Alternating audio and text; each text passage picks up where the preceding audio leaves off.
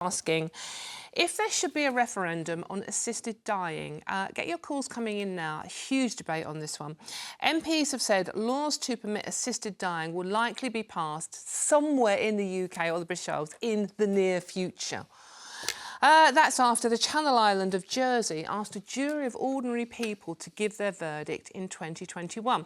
78% voted in favour of a change. Meanwhile, Dame Esther Ranson, who wants to be able to end her life after being diagnosed with stage 4 lung cancer, has said she is very disappointed that MPs did not respond for a debate or vote in Parliament on assisted dying in their report. Would letting everyone in the country, a referendum if you like, have a say on this, help to change things though? Is that what you would like to do? Ava, do you think this is such a divisive topic, such a hot potato? Would you like to see a referendum on this? Let's go to the people and ask what they think. I don't think this should go to the people. I don't think that this can be not necessarily trusted with the public, but I wouldn't trust the discourse that would erupt around it. I think this needs to be discussed and decided by an expert panel who are much more clever than the rest of us and can make a proper assessment on it. But going to the public, you would see newspapers rallying for, rallying against. Like we did with Brexit. Well, like you did with Brexit, yeah. But yeah, and also just like, I think something as serious as that, and if there was any sort of false information that swayed someone's vote, or what if someone voted pro-assisted dying in the referendum and then ended up being a victim of being pushed into assisted dying later in their life? You know, I just think it's got dire consequences. In principle, are you for assisted dying then? Yeah, I really do. I think that people should be allowed to choose, you know, particularly people who've got almost like a 20-year life sentence. You know, they might be diagnosed with something terminal, we can't help you out, you're going to be on morphine for the next 15 years. Why should they, you know, have to suffer? It's like capital punishment, really, isn't it? It's a similar debate, isn't it, Peter? What do you think? Yeah, there's a breakout of conciliation from me and Ava here. Oh, steady on. I know, I'm sorry to disappoint all and sundry, but I'm still haunted by the last referendum we had in this nation and the division that created. But in furtherance of that, I think this might divide people along faith lines, or should I say those of faith and those of no faith, because I'm sure that people who have a very strong belief in religion are probably going to be opposed to assisted dying, perhaps more than people of no faith will be. And so I wouldn't want to see people, again, sort of thrown into some kind of unnecessary conflict zone because of this matter, which I do agree. I think there should be some form of assisted dying, but it's an absolute minefield. Oh, a total minefield. And one that will need very, very careful consideration. And why do we elect our MPs? To take part in exactly that kind of consideration. Well, let's talk to someone that is actually living through this particular nightmare now. Dame Esther Ranson's daughter, Rebecca Wilcox. Rebecca, thank you so much for joining us this morning. Really appreciate your time. Now, your mum, your lovely mum, is on the front of the Express today, saying that she's very disappointed that there hasn't been a decision made and accusing MPs of sitting on the fence again. What difference would it make to her, Rebecca, if there was a decision and assisted dying was legally allowed in this country? Well, look, I was listening to you all chat very articulately about how you feel about the proposal of assisted dying coming into the country, and the report that has been released is exactly what Ava mentioned. It's incredibly clever people sitting around a table, taking all the evidence from all around the world. There's countries that have stormed ahead with this and had it for decades, and they make it work. And it means for the people with terminal illness, like my mum, that they do not have to worry about what is around the corner. They do not have to sit there thinking about the pain that is going to come and whether the opioids will work, which quite often they don't with cancer, and what that death will be like for them and their loved ones. A lot of the people in the report talked about PTSD suffered by relatives who had seen their loved ones in enormous pain and unable to get the pain relief. And in the UK, we have this fantastic palliative care system. It is one of the best in the world, but it is patchy, and in some places it is 10 out of 10, and in some places it's 2 or 3, and that's a postcode lottery. I hate that phrase, but it is. So what I would like to do is remove the risk for people like Mum when the end is really coming up, and we know that with Mum it is, that she doesn't have to sit there worrying about having a bad death, that she's had a dignified, good life, and she's going to have a dignified, good death. Your mum has campaigned all her life, Rebecca, and has always put others before herself. Do you think she would be happy to have a referendum on this subject in this country? If the clever people sitting around tables can't decide, should we all have a vote on this subject now? I think it should be a political mandate for whatever party comes in next. I think it should be. The thing is about a referendum is the people have already decided. It has never dipped below 77% in favour of assisted dying when there have been polls conducted. Now, obviously, that's not the turnout that you may get for a referendum. But the people have already spoken, and every country that has brought this in has stuck with it. Nobody has reneged on it. Nobody has pulled back from it. The worries about the slippery slope have not happened, and the report shows that. They also shows that palliative care stays the same, if not improves, in the countries that have it. So the negative and the reasons against, obviously there are the faith reasons, that's fine. You don't have to do it. But I believe, and my mum believes, and many other people believe, that dying well is the choice that we should make, that we should have the agency to make for ourselves. And do you think that your mum would be able to die well if her last campaign was successful and this change was brought into this country? Mum is in the very privileged position that she has joined Dignitas. So she has an option to have the death of her choosing. We wouldn't be able to be with her because we would face prosecution when we got back. And although the statistics say that you are less likely to be prosecuted than you are, the report also has evidence from families that went through 2 years of investigation by the police, and their work were interviewed. They thought they'd lose their job. They thought they'd lose all their friends. One of them attempted suicide.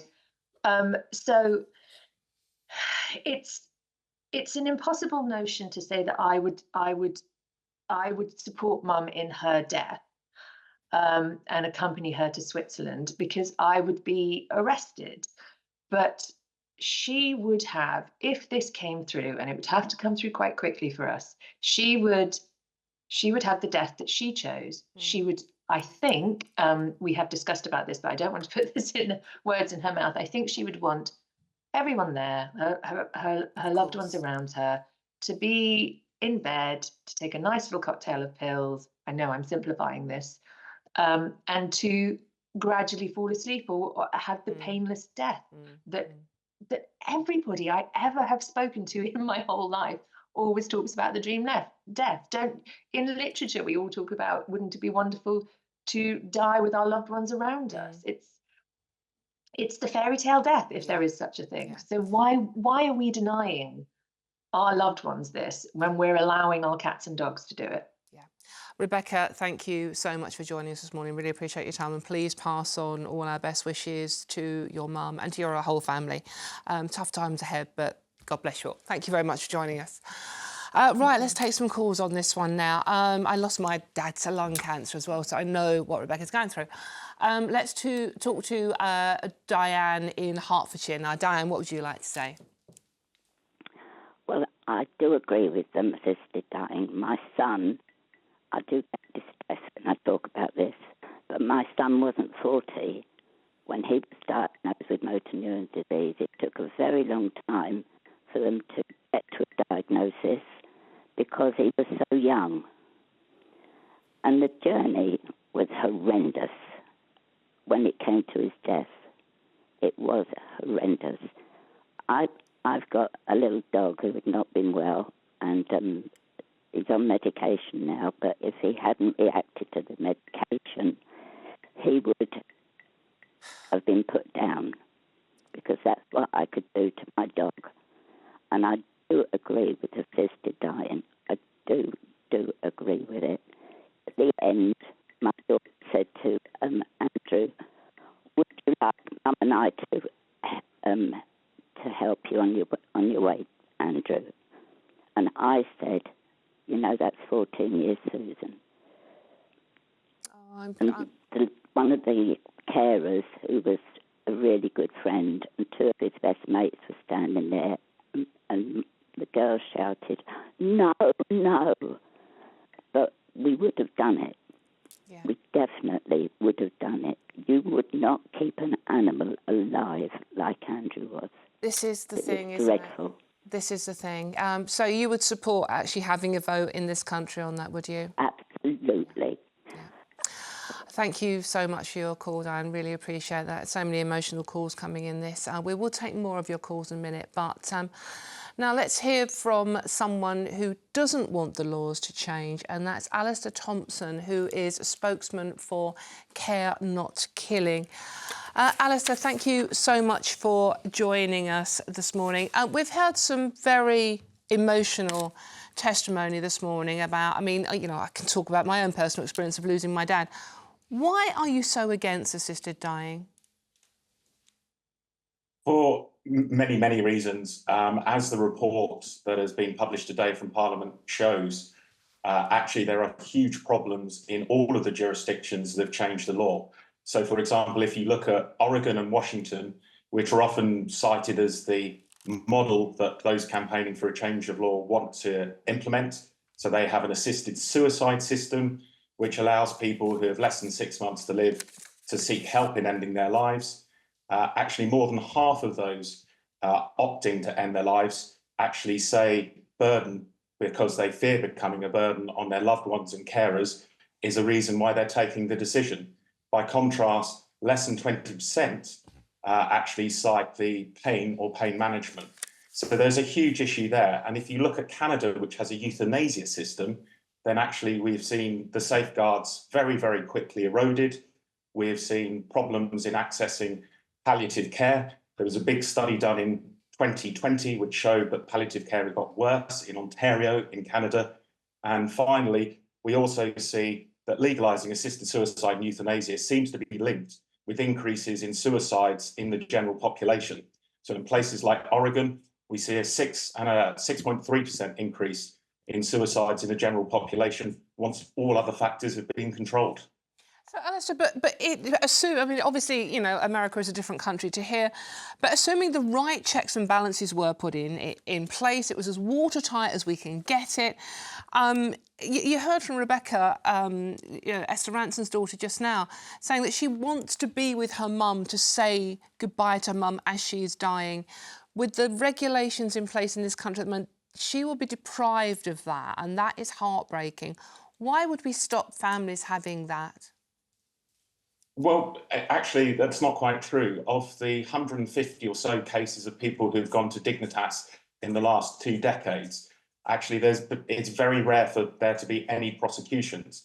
And indeed, following the Debbie Purdy case, Debbie Purdy was a campaigner for a change in law, but she had the criteria that people will be prosecuted clarified actually by the former Director of Public Prosecutions, Sir Keir Starmer, and they are very accessible and very clear. If someone accompanies a loved one to Dignitas and are wholly motivated by compassion, then they will not face prosecution.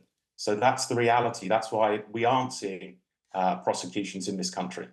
But there is a fear that that happens, and there have been cases where, I mean, a colleague of mine, her mum went to Dignitas, and she was under investigation for 2 years after she lost her mum, which was emotional as it is. So it does happen, and there is the fear that it will happen to people.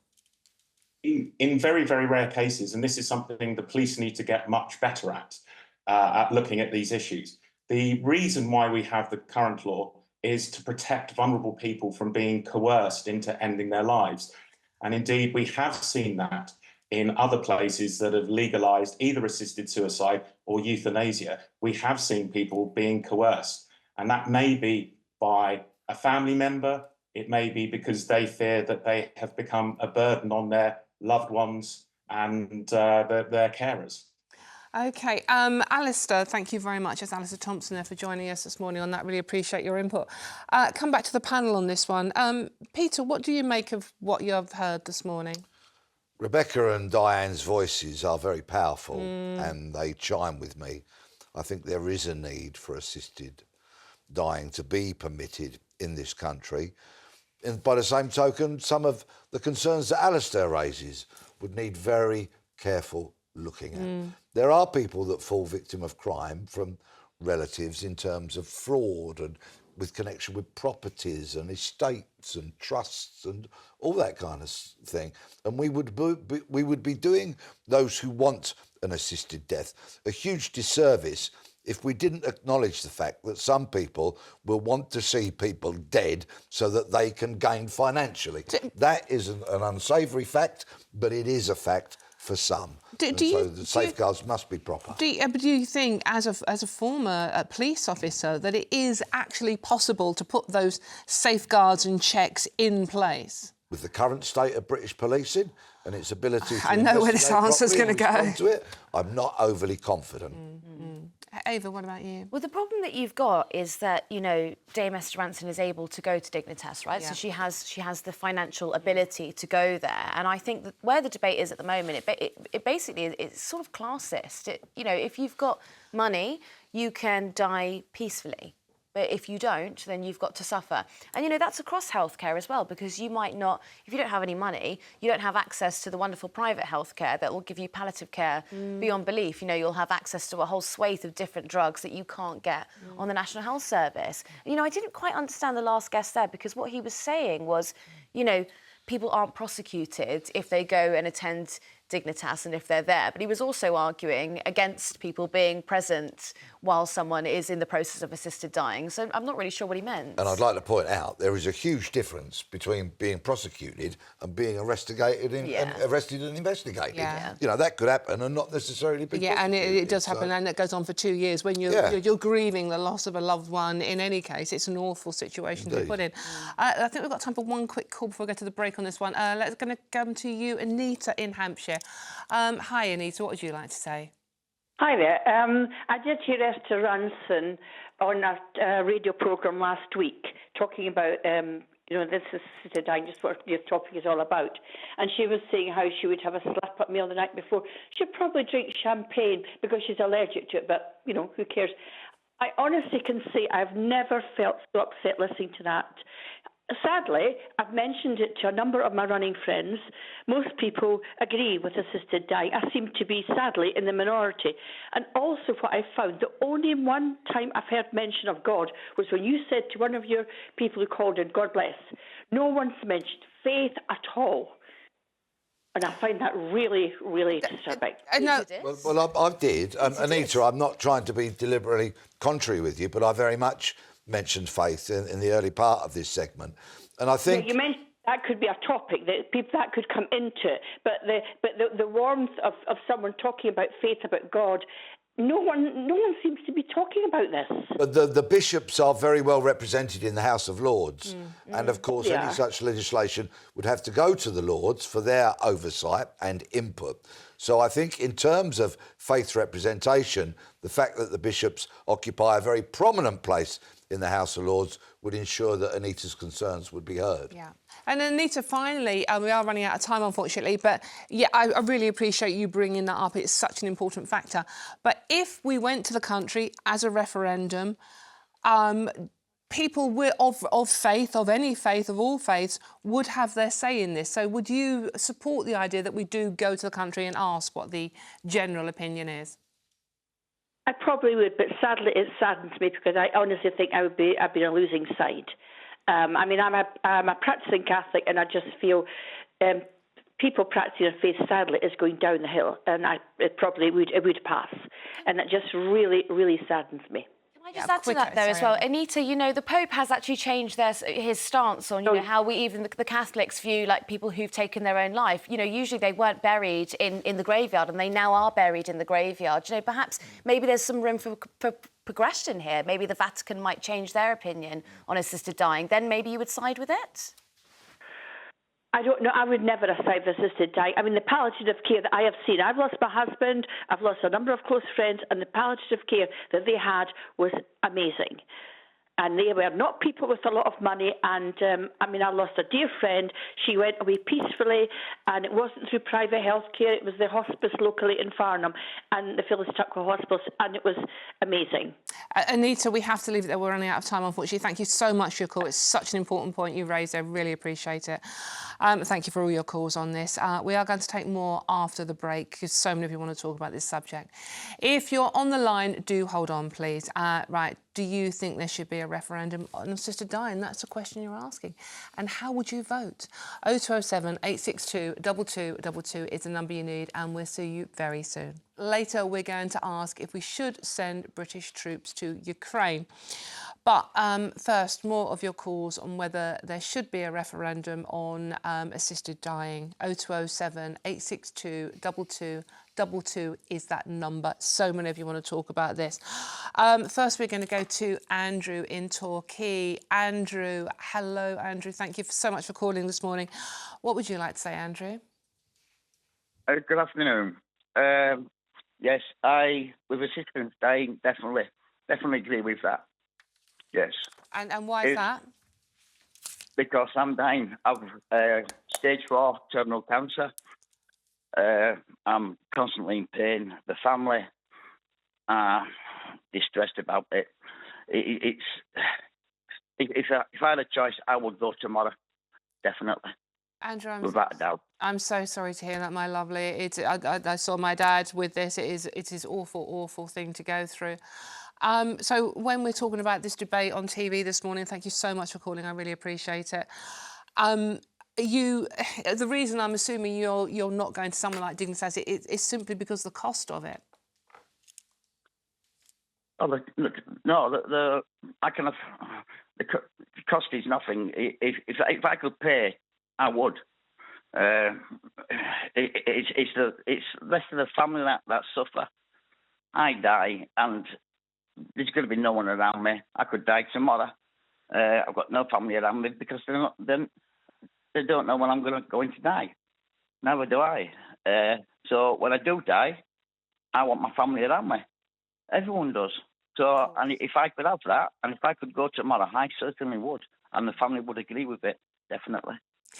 Yeah. Andrew, what do you think about what Alistair said earlier on, that you shouldn't have the right to end your own life, just no matter how much pain you're in? No, I don't agree with that. No. It's like, look, I had to put my dog down because she was poorly. The dog has got more rights than I have for death, and that is wrong. If you want to die, if you are terminally ill and your family agree with it, then yes, you should be allowed to die. It's your choice. It's me who's going through the pain and all the suffering, not them. It's all right for them. Mm. It's wrong. If you've got the choice, yes, go ahead and do it. And you should be allowed that. You should be allowed it, but they don't allow you to die, and you're suffering every day. I'm in so much pain, it's unbelievable. I take so many pills that when I walk, I rattle.